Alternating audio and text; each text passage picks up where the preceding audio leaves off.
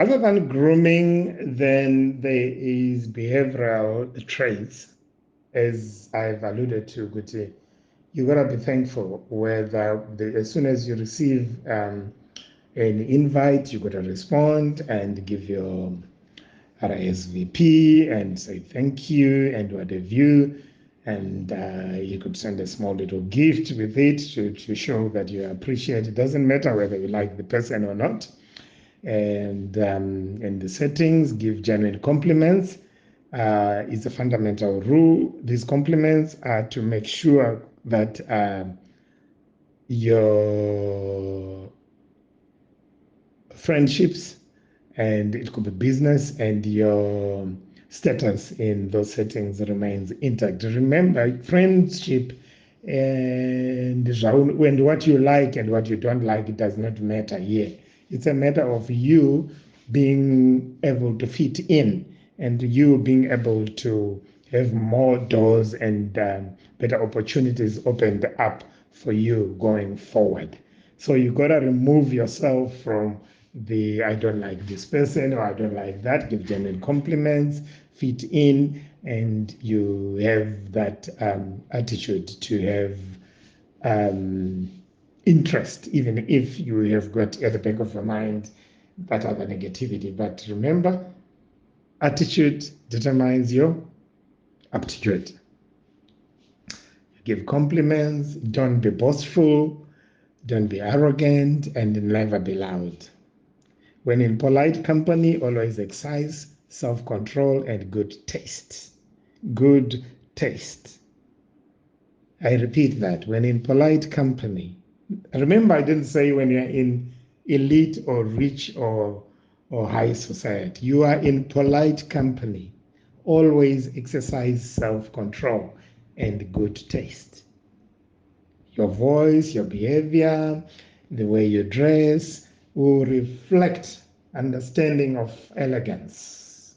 Please do not brag about your accomplishments by trying to stand out. And it's not like when your friends invite you to a braai and you try to outdo each other and what have you. That those are different settings. And also listening. Listen before speaking. You can always go and shout at your kids at home and the people that have to listen to you at work and what have you. In such settings, always listen before speaking. And even if you disagree, nod and whatever, don't try to come across as very opinionated and what have you, because these people are hosting you if it is in a space where they're hosting you and they're showcasing they are having the limelight. So that's not your space to be coming in and trying to bring in the hey, where I come from, I've seen better. You listen, you nod, rub their ego, make them feel important, make them feel, yes, make them feel like they are the people. They are, it's their settings. You are a guest, be a guest, and you keep going in that setting. You remove yourself, your dislikes and whatever. You speak with kindness and caution, kindness and caution, kindness and caution. Before speaking to others, consider what effect your words will have. And because words will be remembered forever. And don't never ever criticize or complain. If there's something that you don't like for example, I don't eat this, I don't eat that, you don't say it that way. You communicate nicely in a way that doesn't put people off. It could be religious or it could be other health reasons. You can't just say, I don't eat this, it will make me vomit, for example. you know, it's called reserve your beach. You reserve your beach session to your closest friends and family members. That's it. Not in those kind of settings. Remember, when you get invited, you have that opportunity as well where you can say, I will be coming, I'm attending the function, but just to let you know, at the moment I'm fasting or I'm on a vegetarian diet and whatever. Your host will, prior to your arrival, prepare your dietary requirements than to get there and try to make up a fuss. And at the end of the day, everybody's eating around you and you're not eating because you don't eat meat, you don't eat that. And that's actually being rude, actually. That's being rude. And when you stop being invited in future, it's because you are such a bad person to be around with. The opposite is if you had, for example, told me by accepting the invite that, Eddie, I will be coming to the dinner, but I would like to let you know that this week I'm on a vegetarian diet. Obviously, I'm going to know that I'm going to have a salad for you, and we're going to bring a salad in front of you instead of a big steak, and you're going to enjoy the salad while you're talking, and you're going to participate without looking awkward and saying, I don't eat this. I'm sure you get what I'm trying to say. And also, as a host, one other thing when you are inviting your people, you gotta know as well. The reverse is also true, where you gotta know your people to say, my good friend Ahmed is Muslim, obviously he doesn't eat pork, so therefore I'm not gonna have a big pork spit braai, things like that. That's accommodating each other in the settings so that everybody is feeling comfortable, everybody is feeling appreciated, and everybody is feeling valued, right? Valued in the settings.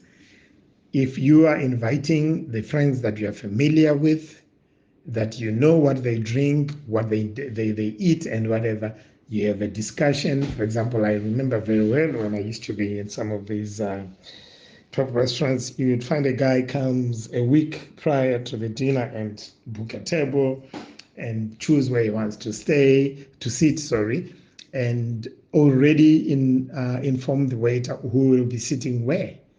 So on my right, the guy who sits there drinks orange juice. On my left, the lady sitting on my left, she's Muslim. You don't bring her the drinks menu with alcoholic drinks. The guy on my top right, he is anything goes. He drinks Castle, but you can bring Castle, don't open it, but you can offer him anything else, and things like that. There is a setup where by the time my guests sit and their drinks arrive, it's like they've been here, familiar with the place already, and I'm making the setup makes me look good already, and my guests, the one who drinks Johnny Walker Black Label, is getting his Johnny Walker Black. The one who drinks Chivas Rico is receiving his Chivas Rico because I've planned properly, and he's already looking like, oh wow, how did this happen? Magical. You get it. It's magic. Communication. If you are in settings like that where you're hosting, go and plan and communicate with the restaurant to say, I'm coming on this day, and this is what we're going to be doing. And if you honor your guests and it's a business meeting where it enhances your business or whatever in life, plan properly so that the place where you are and your guests also feel like you know what you're doing. They might not at the moment feel like you know what you're doing, but after they've left, they'll be like, how come it was so flawless? And that flawlessness only enhances your brand, your brand name. Unhu wakho iwewe ukuthi wakarongeka, you know what to do, how to do things, you know how to organize things after dinner, when things are done. You probably have already arranged ukuthi don't give my guests menus with price. or you've arranged a set menu and things like that, and you're already saying to your guests, let's go, goodbye, and you get up and you leave and you come back and pay later. Those arrangements get made prior to make you look important, to make you look elite, the word that Ray, for example, has been using.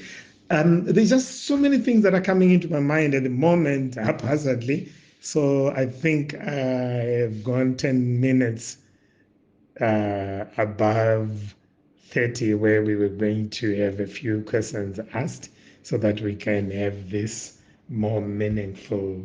I'll stop here to invite you guys to bring in any questions.